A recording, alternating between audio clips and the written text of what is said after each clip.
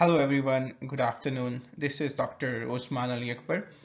I am incoming resident physician at West Virginia University, Camden Clark.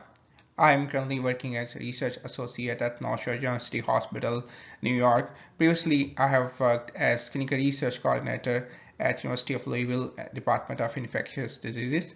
So this is just an overview from an applicant perspective regarding research and how research helped me to navigate through residency match. So this will be my opinion, and you are welcome to disagree with any perspective or any opinion or any advice during this presentation. So this is just an overview of my journey. So I graduated in 2017, and I came during COVID-19 to the United States on clinical J1 research scholar visa. So I've been here for over more than 2 years. Like I mentioned, I didn't go back. So I applied without step three in the previous match 2021 2022. I got two interviews, one unmatched, and this year I applied. I moved to a different city, I moved to a different department, took step three, more research, more networking. I got 40 interviews, and I worked more in my interview skills and applied with a better resume, and I matched. Alhamdulillah. So one line advice I would be kind of like to give all of you is you have to go extra mile in order to stand out among competitive pool of applicants. So I believe that the whole match process has changed. There are different applicants with 250s, 260s, and brilliant.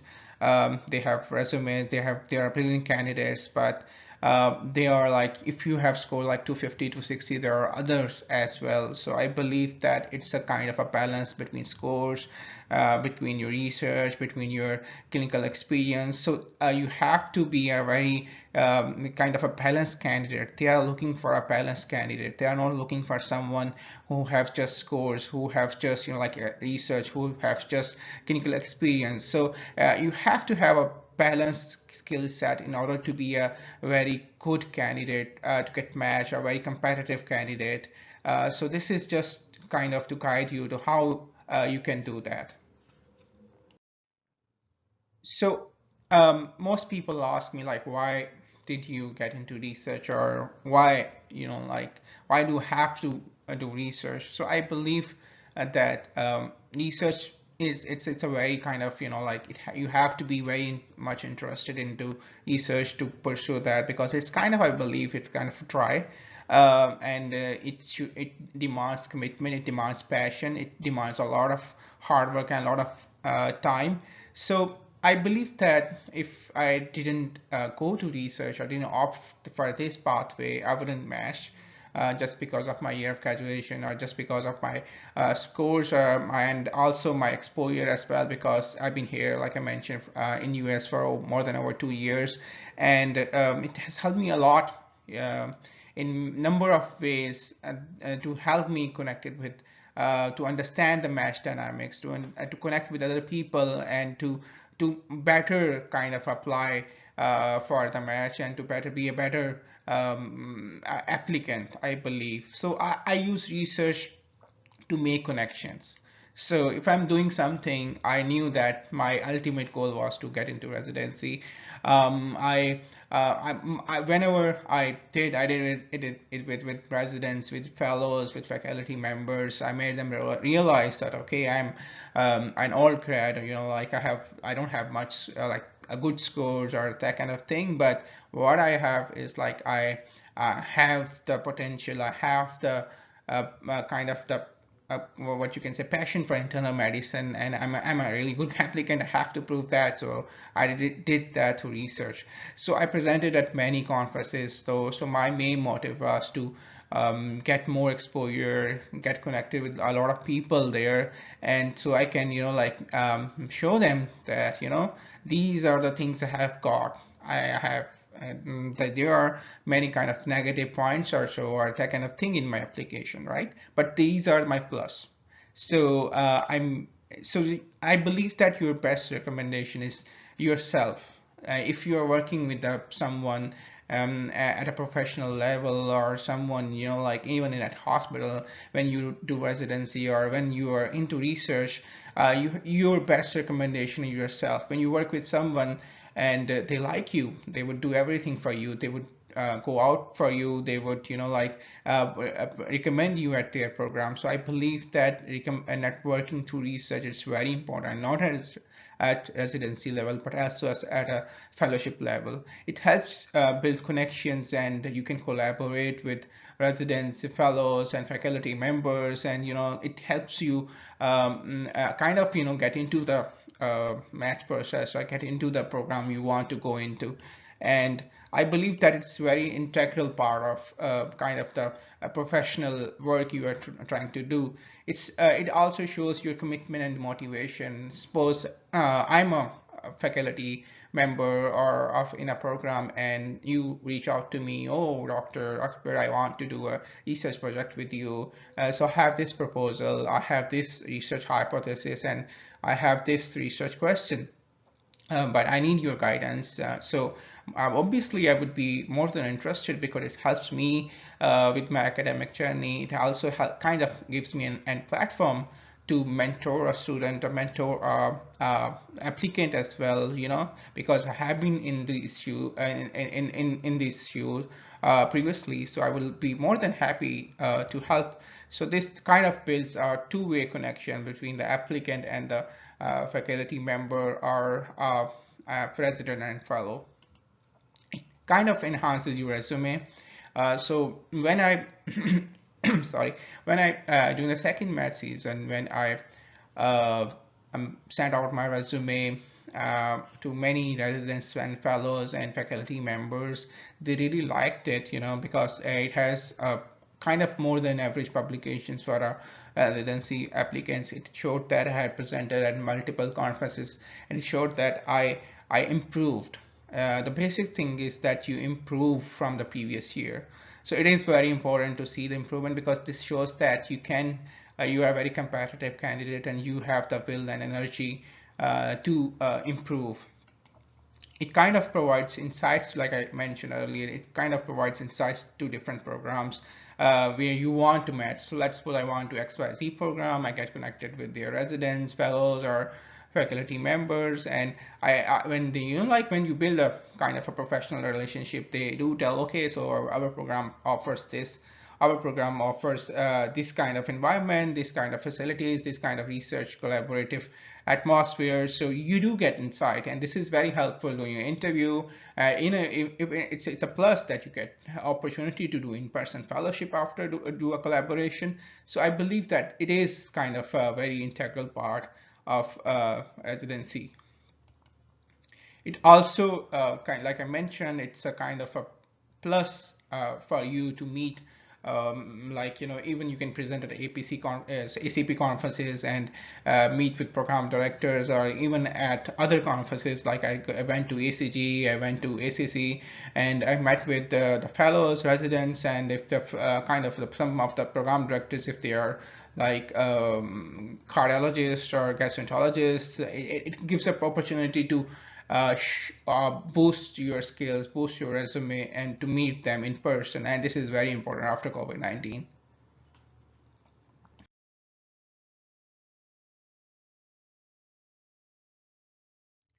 So the most important question is to how do I apply for JMA research?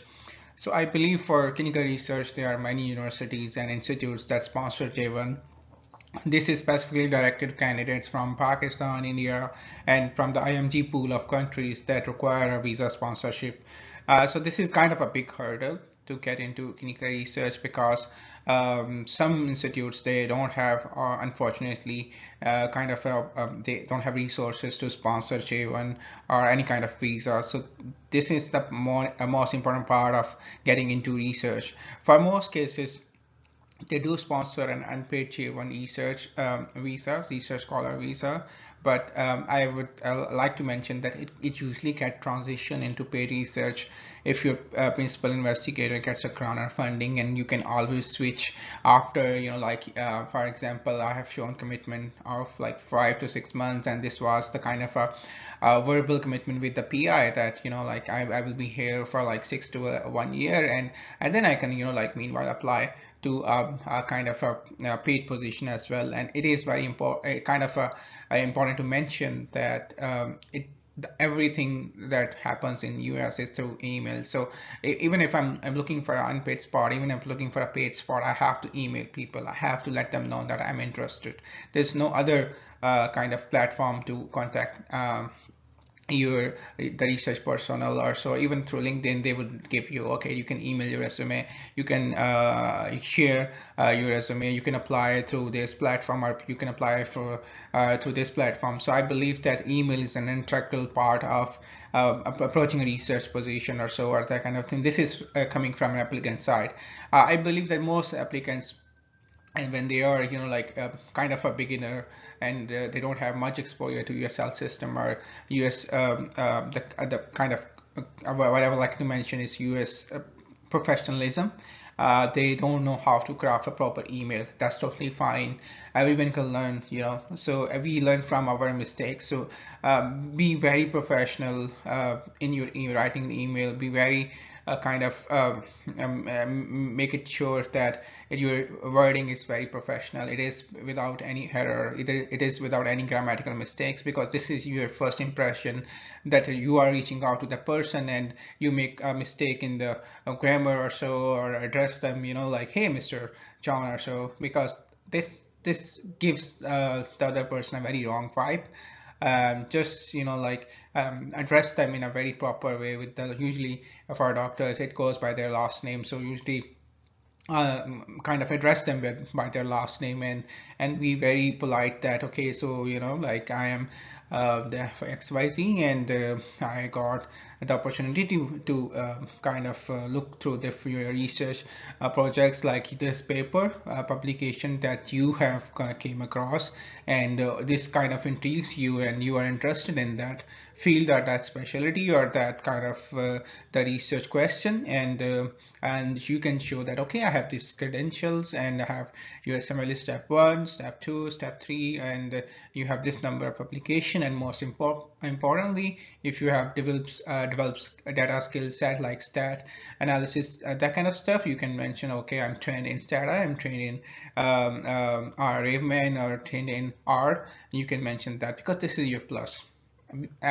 Think of it that way, that I'm hiring a person, and I'm getting a person who is kind of skilled in R, or is very good at doing meta-analysis, and very good at doing other stat stuff, and I would definitely love to have the person, because although most departments here, they do have the stat team, but if I don't have my stat team, I would have to pay for to someone to do this analysis.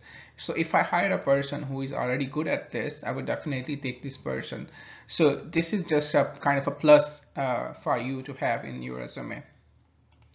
So few examples, I would like to mention a few examples for how to look for research opportunities. I will go over in the subsequent slides, and I would like to suggest that email is the kind of very integral part of US, not only US health system, but every profession, and here the communication is through email. So if you want to go for a research position, if you want to apply for a research position, unpaid or not, you have to approach through email. You have to email. You have to email. If you're not getting any response, you have to improve your profile. I got all these positions through email. I did this through email, because this is how they talk.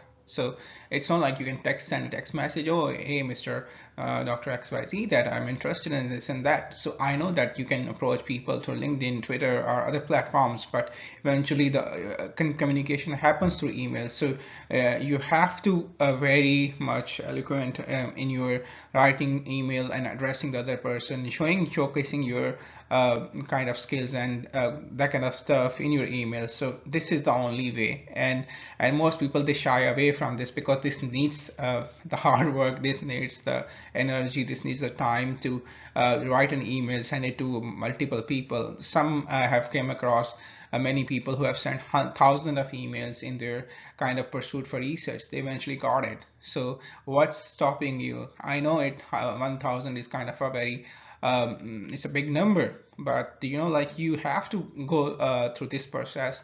You may be lucky at 50, you may be lucky at 1, you may be lucky at 100. You might be able to get a spot, but if you're not getting any response, look at your profile, look what you're lacking. Maybe you lack kind of at data skills, maybe you lack at you need more publications, because now everyone is applying for research, so it's getting competitive as well. So this is very important that I have noticed this math season, that you need to have a balanced resume.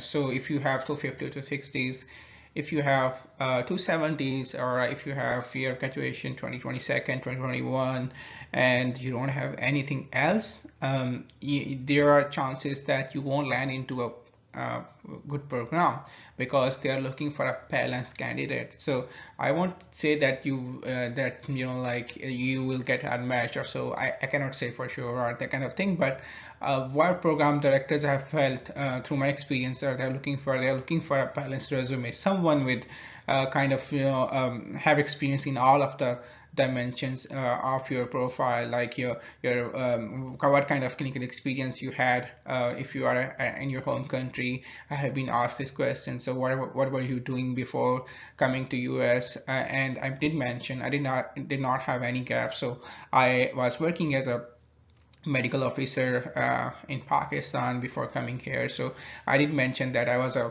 independent I was working as an independent physician in Pakistan before coming to US.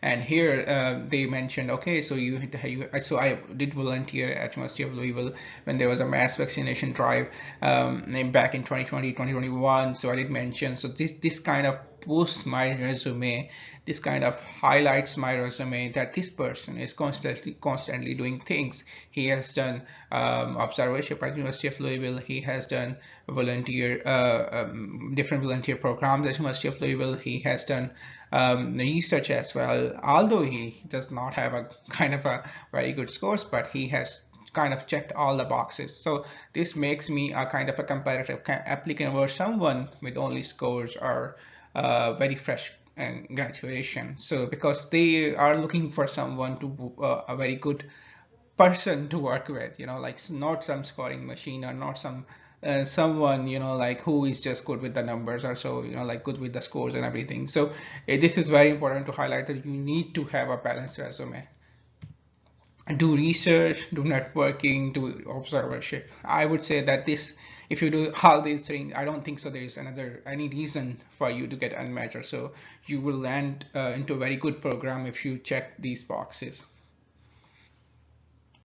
So what do you need to apply for research positions? So let's suppose that I don't know anything about research, and I saw this webinar and I approached, like, okay, I'm very enthusiastic, and I say, okay, I want to do this. I'm sitting back in Pakistan, or like anywhere. So I start, okay, I want to do this thing. So I build my research resume. So most of the candidates, if they did not match it, so they apply with the same ERAS resume. I think this is a wrong kind of a approach. I would say that, because your ERAS resume is kind of something you shouldn't distribute to the other than programs or so. So I would say that make the research resume. It is very important for you to craft resume according to research. You're not applying for a residency position, you are applying for a research spot. So this should highlight, instead of clinical experience, this should highlight your research skills, research publications, your research kind of the portfolio. For example, if I'm applying for research, I would definitely show them that, okay, so I'm currently working as clinical research coordinator at XYZ Institute, and I'm looking forward to work in Department of Cardiology or whichever department I'm applying to, and I have the data skills of this, and I have these number of publications. If you don't, just show them that you are very much kind of enthusiastic about applying to this research spot. And letter of intent, I would say that letter of intent is same as if what you write in the email body, that I am this, and I'm from ECFMG graduate or ECFMDR. If you are fresh grad or fresh, even student and applying for research spot next year after graduation, so I am working as I'm a student, or I am working as this right now. I have this number of publications. If you don't, that's totally fine. But I'm very much enthusiastic about research, and your project, like I think I mentioned, is kind of fascinating for me. I do really like your work because it's I think it's kind of a very general notion that everyone likes that their project or their research paper is being praised. So I think that's kind of a common sense. So yeah, so this the letter of intent should get this. So right person to contact. So you can contact, I would just contact the PI themselves, you can directly email them, because they are the one who are kind of in the authoritative position to respond and hire the people regarding research. Apply broadly. Being an IMG puts us at a disadvantage that we don't have visa. Some institute they offer visa, some they don't. And most of the cases there, the problem is that their the spots are not there, or like the funding gets stopped or that kind of thing. So get yourself secured. I would say apply to each and every big institutes there, because these kind of research departments or research spots, they are available at these big institutes like UPenn, Harvard, MGH, and University of Louisville, University of Michigan, and UConn, or anywhere. So look for appropriate time. So I would like to mention, when last year I went unmatched, so that was in March, and I started looking for a paid spot, and I was interviewed at my current position in April, and they were looking for a research coordinator for this project I'm currently leading, and they hired me. So this was kind of a perfect kind of timing for me. So most of the the match result is out since more than over a month now, and the positions, most of the coordinators, they have resigned because they want to spend their time till residencies till July, to spend the time with the family. So this is kind of a very perfect time to apply and do emailing. So this is kind of a model letter of intent. So this is very brief, or it just to give you an overview that how what is kind of a letter of intent. Like, my name is this, I'm working I'm kind of working on currently working as a medical officer, or any other position. I'm contacting you to express my interest in your work, and you can mention your skills, clinical experience, research publications, and your skills. So your research resume, like I mentioned, that it should have a most so this is kind of I think there are like two opinions about this. Some of them, they like a picture on that, some of them they don't. So I would say that you can apply without a resume, that's totally fine. Keep it short and precise, highlight your research more, because that is what you're applying for, what skills you can offer to the program, and if you can offer them how to do and that analysis, that's a big plus. If you have any lab skills, if you're applying for basic science research, that would be a plus as well. And I would say that if you can show them or tell them, mention in the email body or letter of intent that oh, I can offer you 1 year commitment or even 2 year commitment, they would be definitely preferring you, because think of it at that way, that they can looking for someone who they want to work kind of in a longer timeline, like no one wants to invest money or that kind of thing for a person who would be gone like in 6 to 8 months. So yeah, and give a available reference to contact. So I believe that this is very important. Recently, there was a one of my junior who had the opportunity to get a research spot, and the mentor, he asked for reference and he was not able to secure that references for that. So I believe so. Previously, I thought it's just a formality, but it's a U.S. health system, and you need reference whom you have worked with, and whom they can ask for references. Okay, so this person has worked with me regarding research or regarding any project you have done with them, and they have worked with me and they're really good at. And like I mentioned, I have used Dr. Fazen, who is the part of this webinar. I asked for his letter of recommendation at multiple times, and he was very kind enough to provide me letter of recommendation, because I have had work. I bet he's my first research mentor. I have been very lucky to get my research training under him. So he was very kind enough to guide me through all this process. And so if I ever like I had applied before to research parts, I usually listed him as my reference, because he had he knows me that okay, so this person is has this skill set in research. Step one, fast fail and COVID-19. So I believe that I want to conclude things here. So I believe that things are changing. Change your strategy with it.